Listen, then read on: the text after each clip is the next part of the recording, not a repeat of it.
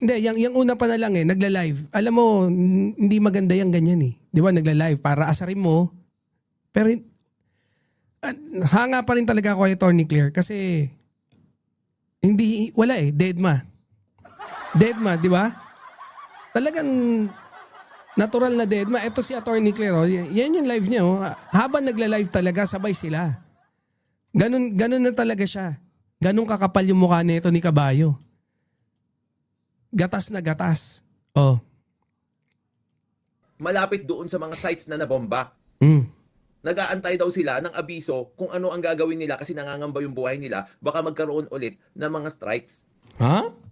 Ha? Kayo ba ganon? Kayo ganon? Sa totoo lang, yung mga expat, o yung expat sa ibang bansa, aantayin nyo yung abiso ng embahada natin?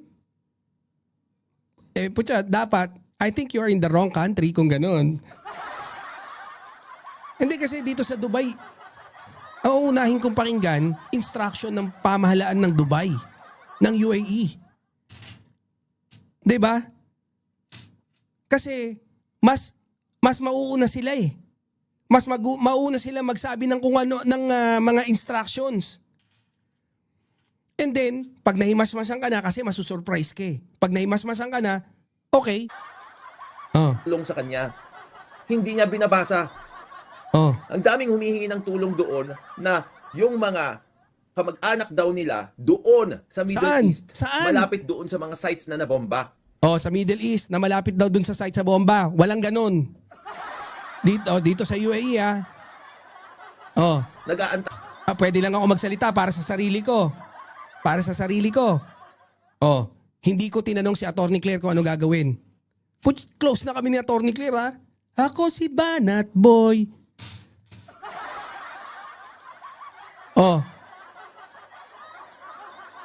Putya, antayin mo? Yung UAE themselves, sasabihan ka ng instruction. Imi-message ka. Imi-message ka kung anong gagawin. Magbibigay ng alert kung anumang intrusion ng pumasok. Tapos kayo meron tanga na nagtatanong, nandito kami, malapit kami sa ano ng bombahan. Ha? Bobo ang putya. Sinungaling eh. Malapit kami sa bombahan, baka pwede naman kaming paano po ba gagawin namin? Kailan ba nagtanong? Gusto mo pasagutin namin si PBBM? Ano sabi ni PBBM? Ang balitaan nyo na po na binomba ng Israel at sa kababayan na sa ngayon, as of 9 o'clock Sunday, wala po tayong natatanggap na report na may casualty na Pilipino. Wala pong Pilipino ang namatay. Walang namatay. Wala na Pilipino ang nasaktan. Walang namatay, walang nasaktan. Magandang umaga po sa inyong lahat. Ang ating tuloy-tuloy na binabantayan dahil ito'y kailangan natin tuloy-tuloy na bantayan at hindi ito tapos pa. Palagay ko patuloy pa itong gerang ito. Ngunit sa aming latest report, kaya may alert yan sila. Kaya kami dito sa Saudi, di kami nagpapanik kasi walang alert messages. ay ang ating mga kababayan ay nasa safe na lugar. Nasa safe na lugar naman pali. Paano gagawin natin dyan? Sino nagsasabing totoo? Si Kabayo o si PBBM? May intel to. Yung kanya chismis lang. Anong argumento pinagsasabi nung isa dyan? Anong pangalan nun? Bobo talaga kayong mga agatas eh.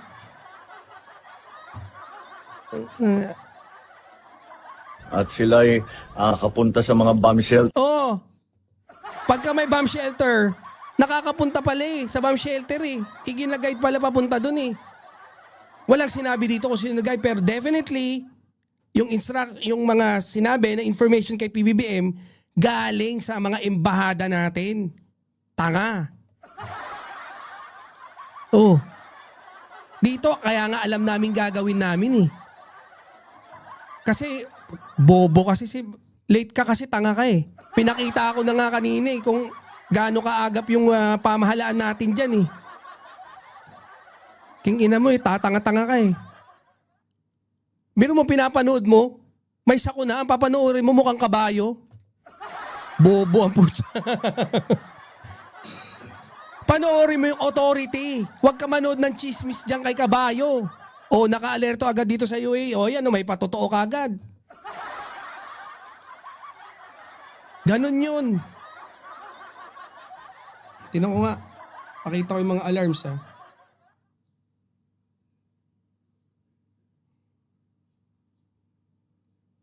Bobo ang pusa.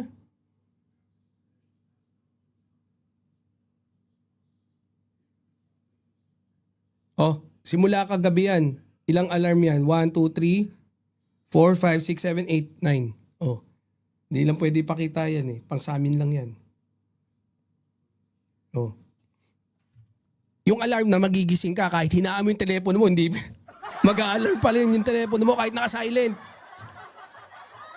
Hindi ko pa lang na-try kung nakapatay, baka mag-alarm pa rin eh. Ia-alarm ka nung government ng bansa kung nasaan ka.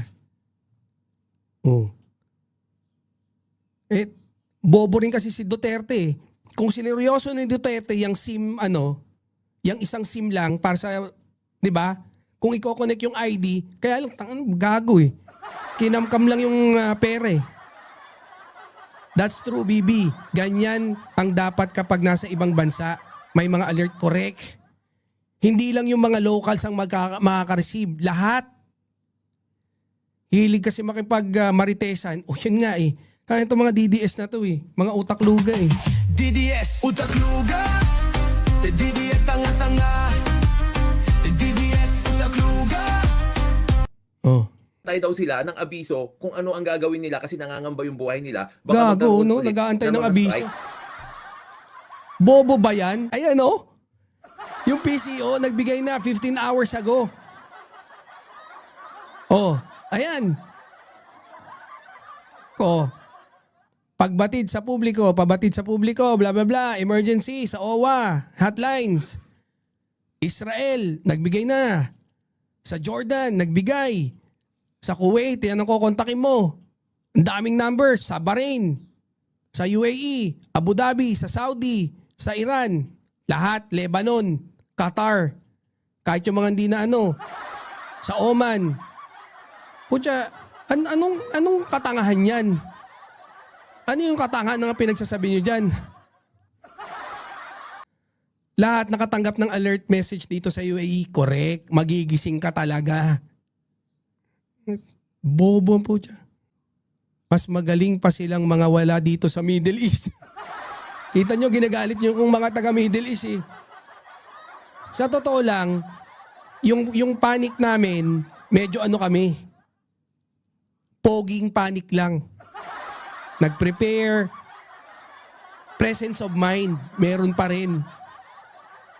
Hindi nga ako masyadong nanood eh.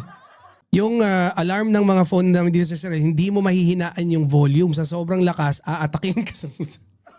Oo, di ba? Yung alarm, yung tunog pa ng alarm talagang very alarming. Pero okay lang din yun. Pag na-intercept ang drone, yung usok, magkakorting kabayo. Kahit natutulog yung alarm, kahit mahina na, kapag tumutunog, magugulat talaga. Oo.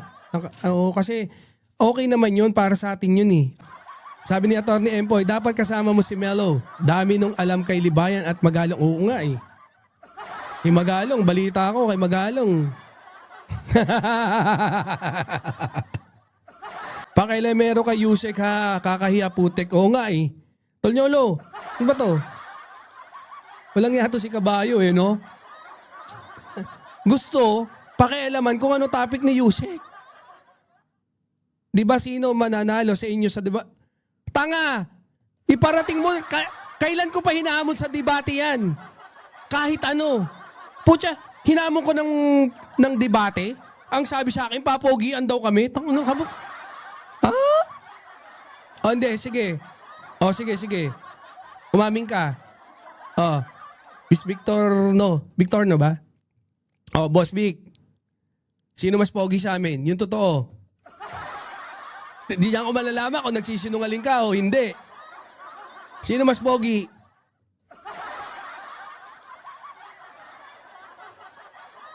At bakit ang hiling niyang magsabi ng kadiri, ang hilig niya magsabi ng kadiri, siya tong literal na kadiri.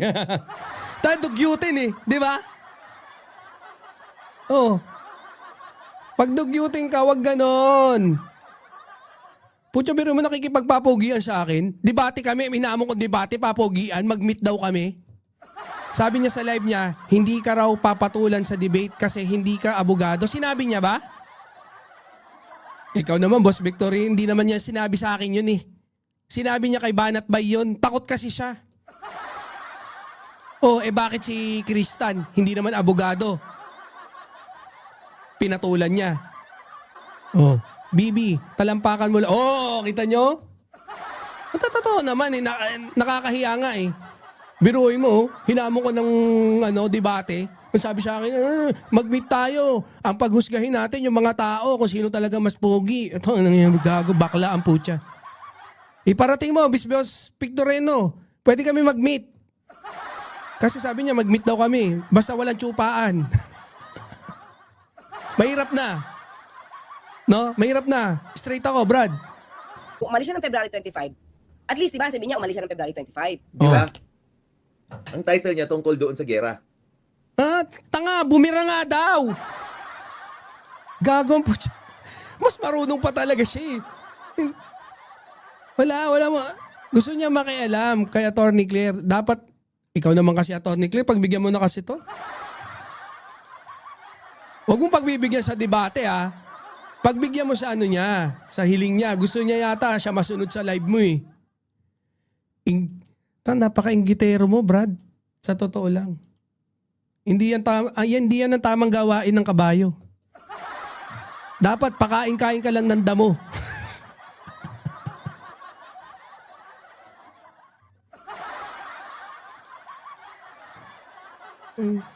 Baka nalito ka lang, Sir Vintorno. Banat boy to, hindi banat bay. Oo nga. Asan na yung natin? Yung pakita kay Attorney Claire.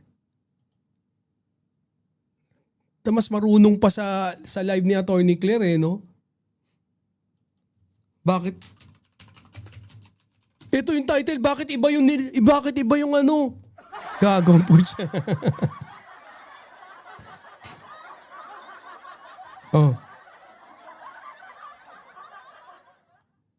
Ano yung statement niya?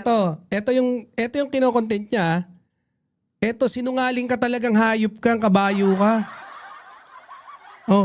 Ayan yung Ito yung title, VP Sara at Representative Pulong nakisawsaw, nag-comment sa Israel at Iran. Yun yung ayan, pakita ko. Baka sabihin nyo, sinungaling ako kagaya ni Kabayo Extra lang, nasa dulo lang yung Iran tsaka So ang main talagang babanatan, si dalawang Duterte. Ngayon, kung binanatan yun, o kung ano man, let's say, tama ka, bakit iba tinapik, wala ka nang pakialam dun. Kung pasok naman sa konteksto. Ayan ayun title. VP Sara at Representative Pulong nakisawsaw. Nag-comment sa Israel-Iran. Pero siya, he felt obliged na ipakita sa mga tao na tanga siya.